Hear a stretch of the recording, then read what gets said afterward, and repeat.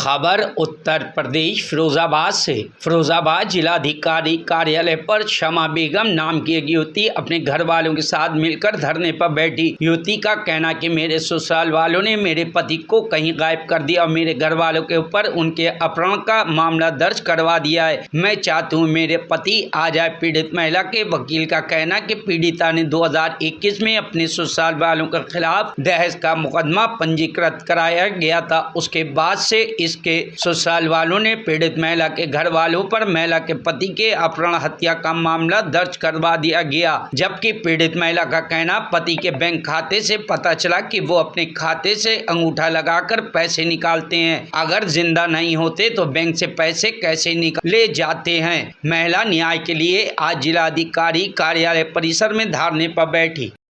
या तुम डीएम साहब के कार्यालय बैठी हो, क्या क्यों धरने बैठी हो? मैं इसलिए बैठी हूँ कि मुझे इंसाफ चाहिए। काहे का इंसाफ चाहिए? मेरे ससुराल वालों ने मेरे ऊपर मेरे पति को भगा दिया और मेरे घर वालों के ऊपर अपहरण का इल्ज़ाम लगा दिया कि हम लोगों ने अपहरण किया और गायब कर दिया। मैं चाहती हूँ मेरे पति आ जाए। आप इसके लिए अधिकारियों से नहीं मिली? मैं बहुत मिली, मैं सबसे मिली, कहाँ पुलिस वालों से, एसपी से, सबसे। तो सबने मुझे बस धमकी दे रहे हैं, गालियाँ वगैरह, गंदी गंदी गाली वगैरह। रामगढ़ थाने जा रही हूँ तो बरैन थाने कह रहे हैं कि बरैन थाने जाओ। बरैन थाने जा रही हूँ तो रामगढ़ थाने कह रहे हैं। और बरैन थाने जाती हूँ तो वो लोग मुझे पकड़ने की धमकी देते हैं। तो कहते हैं क्या अब किसी तुम आई तो तुम्हें जेल पहुँचा देंगे। यहाँ कब से बैठी हो तुम? यहाँ तो मैं आज ही बैठी हूँ और मैं परेशान हुई। मेरी कोई सुनवाई नहीं हो रही है। और यहाँ तक मैंने स्टेट में जी बैंक खाते का वो निकालवा लिया है, खाता जिससे वो अंगूठे से पैसे निकाल लिया है, जीवित हैं, तो भी कोई सुनवाई नहीं हो रही है। देखिए, किसी भी व्यक्ति को, महिला को, कोई भी हो, जब बहुत ज़्यादा परेशानी हो जाती है ना, किसी को शौक़ नहीं होता कि वह अपना घर बार छोड़ के परिवार सहित यहाँ पर जिलाधिकारी कार्यालय के बाहर बैठे हुए हैं कि मैं यहाँ के बैठूँ। ना ही ये किसी राजनीतिक उद्देश्य से बैठे हुए हैं। इनकी कहानी बहुत ही दर्द भरी है। मैं आपको बताऊँ, जब ये मेरे संपर्क में आए, मैं एक सामाजिक कार्यकर्ता भी हूँ, एक आम आदमी पार्टी में एक पद भी है मेरे पास, उस नाते भी एक एडवोकेट हूँ। जब मैंने इनकी कहानी सुनी, हमने लीगली प्रोसेस करे उस पर।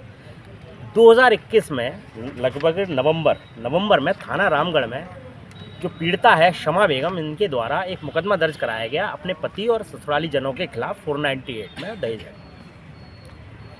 जब इनके ससुराली जनों को पता लगी कि हमारे विरुद्ध मुकदमा दर्ज हुआ है तो बहुत ही इनके ससुराली जन बहुत शातिर थे। उन्होंने 20 दिन बाद पुलिस से सांठगांठ करके थाना बरहन, जो कि इनकी ससुराल का थाना पड़ता है, वहाँ पर शमा बेगम, उनके पिता और परिवार के विरुद्ध अपने ही पुत्र के यानी कि शमा बेगम के पति इरफान अली के अपहरण का मुकदमा दर्ज करा दिया 2021 में, इनकी एफआईआर होने के 20 दिन बाद। उस एफआईआर पर पुलिस द्वारा इनको और इनके परिवार को परेशान किया जाने लगा, क्योंकि आप सभी जानते हैं कि आईपीसी 366 जो है या अपहरण का जो मुकदमा है वो संज्ञेय अपराध है, और यदि किसी व्यक्ति को गायब कर लिया जाए तो ये तो बहुत ही अपराध हो गया। तो पुलिस को मालूम था ये क्योंकि मुकदमा झूठा लिखाया गया है, इसलिए सिर्फ इनको घर आकर परेशान करते थे, फ़ोन पे परेशान करते थे। और आज तक 2021 से 2024 हम लोग खड़े हुए हैं, अप्रैल महीने, आज 1 अप्रैल है, और जिसको कि हमारी भारतीय अप्रैल फूल कहते हैं लोग।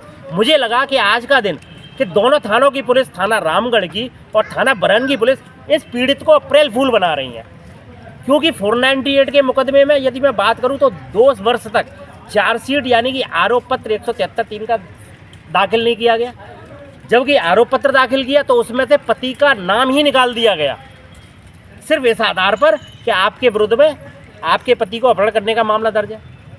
और ना ही थाना बरहन पुलिस द्वारा, आईओ द्वारा अभी तक कोई भी आरोप पत्र न्यायालय में दाखिल किया गया, ना ही उस पर कोई अंतिम रिपोर्ट लगाई गई, और ना ही अभियुक्त, जो कि शमा बेगम अभियुक्त है, उनके अनुसार उनको गिरफ्तार किया गया। तो ये रिश्ता क्या कहलाता है ये समझ में नहीं आ रही ससुराली जनों का और पुलिस का साठगांठ का। माननीय न्यायालय में हमने जांच के लिए, एक निष्पक्ष जांच के लिए आवेदन भी दिया था लगभग 6 महीने पहले। 6 महीने से हमारे न्यायिक मजिस्ट्रेट महोदय ने कई बार एसओ साहब को तलब भी करा, आईओ को तलब किया, लेकिन अभी तक आईओ साहब हाजिर नहीं हुए। बार बार यही कह रहे हैं कि विवेचना जारी है, विवेचना जारी है।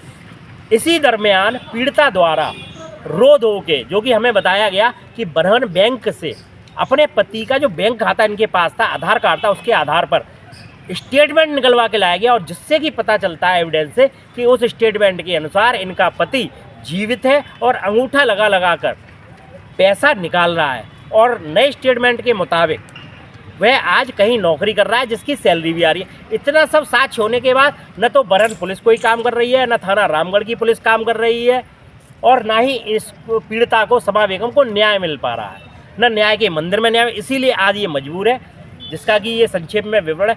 आखिर क्या अब इसको न्याय मिल पाएगा या नहीं मिल पाएगा, ये तो हमारा प्रशासन और शासन ही तय कर सकता है। Bureau report, news hub Bharat.